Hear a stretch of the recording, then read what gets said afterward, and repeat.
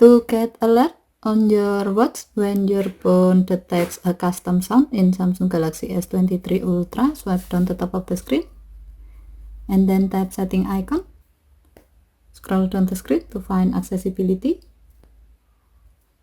Tap accessibility and then tap hearing enhancement. Tap sound notification and then tap open sound notification.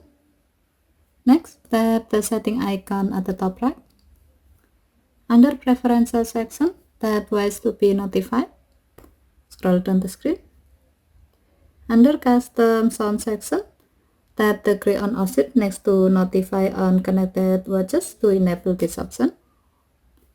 When the switch turns blue, it means that this option is on and you will get notification on your watch that is connected to your phone when your phone detects a custom sound that you have added to your library, such as the sound of appliances beeping while the sound notification feature is on. Okay, thank you for watching. Have a nice day.